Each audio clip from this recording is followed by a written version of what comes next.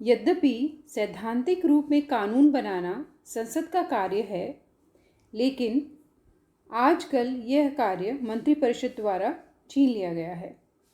Lovell के शब्दों में यह कहना अतिशयोक्तिपूर्ण नहीं होगा कि वर्तमान समय में मंत्रिपरिषद ही संसद की मंत्रणा एवं सम्मति से विधि निर्माण का कार्य करती है। यह अक्षरशः सत्य है कि आजकल व्यवहार में विधायी मामलों में मंत्रिपरिषद संसद को संचालित तथा निर्देशित करती है। वह संसद का नेतृत्व करती है। मंत्रिपरिषद यह निश्चित करती है कि संसद की बैठक कब बुलाई जाए, कब उसे स्थगित किया जाए और कब उसे भंग किया जाए। मंत्रिपरिषद ही राजा का उद्घाटन भाषण तैयार करती है, जिसमें आगामी सत्र के लिए सरकार की सामान्य नीति और उसके कार्यक्रम की रूपरेखा होती है।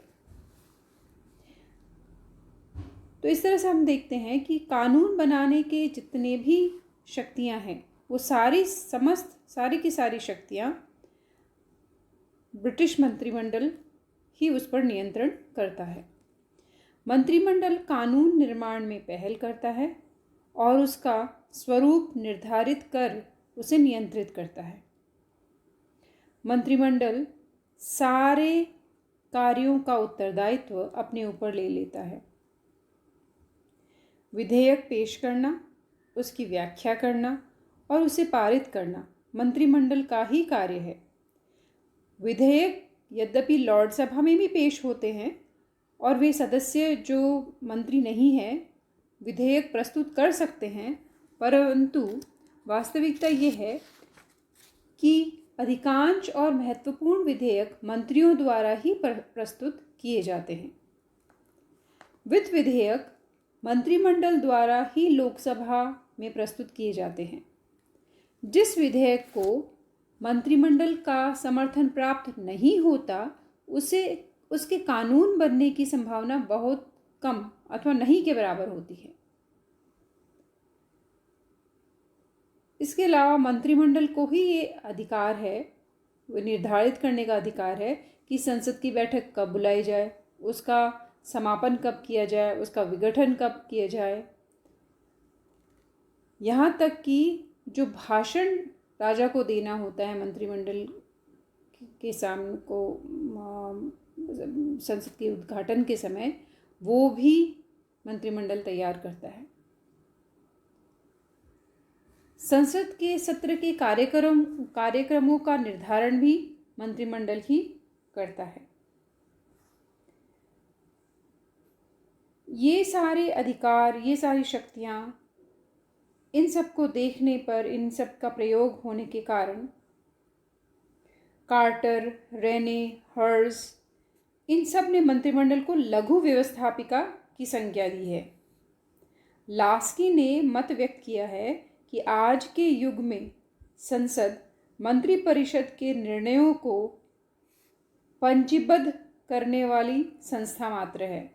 यानी जो भी मंत्रिमंडल चाहता है वही होता है, वही कानून पारित होते हैं, और जो संसद का रोल है वो बहुत ही सीमित हो गया है। एक तरह से रजिस्ट्रेशन कमेटी जैसा पंजीबद्ध करने वाली संस्था मात्र बन गई है। F.A. ऑग ने भी उससे मिलते जुलते कुछ विचार प्रस्तुत किए हैं।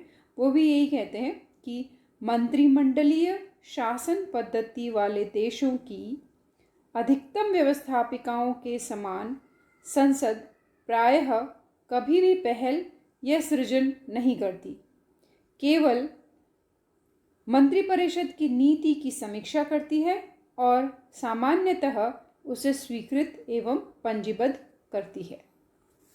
तो इस प्रकार हम ये देखते हैं कि व्यवस्थापन संबंधी सारे अधिकार मंत्रिमंडल राजा के नाम से प्रयोग करती है। और इनकी जो लिस्ट है, ये जो विस्तार से हमने देखा कि किस तरह विधेयक पेश करना, उसकी व्याख्या करना, संसद का समापन करना, उसका विघटन करना, ये सारी जो सामान्य नीति बनाना, कौन सी नीति से कैसे सरकार की जो सामान्य नीति है वो क्या होगी, कैसे उसे क्रियान्वित करना है, जो संसद के सत्रों में कौन से टॉपिक्स उठेंगे, क्या कार्यक्रम किस तरह से कब शुरू होगा, ये सारी चीज़ें स्वयं मंत्रिमंडल तय कर रहा है। इस पूरी फेहरिस्त से साफ दिख रहा है कि मंत्रिमंडल की शक्तियाँ कितनी ज़्यादा हैं।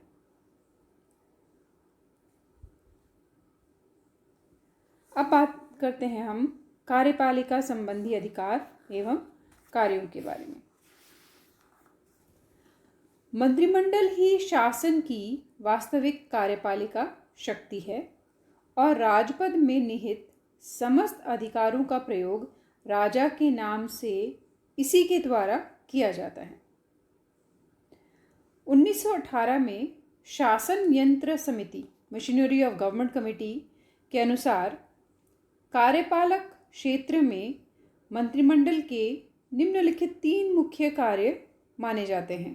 पहला, संसद में प्रस्तुत की जाने वाली नीति का अंतिम निर्धारण, यानी जो संसद में नीति किस तरह की, उसको किस रूपरेखा से कैसी होगी उस नीति की, ये इसका अंतिम निर्धारण मंत्रिमंडल करता है। संसद द्वारा निर्धारित नीति के अनुरूप राष्ट्रीय कार्यपालिका का सर्वोच्च नियंत्रण,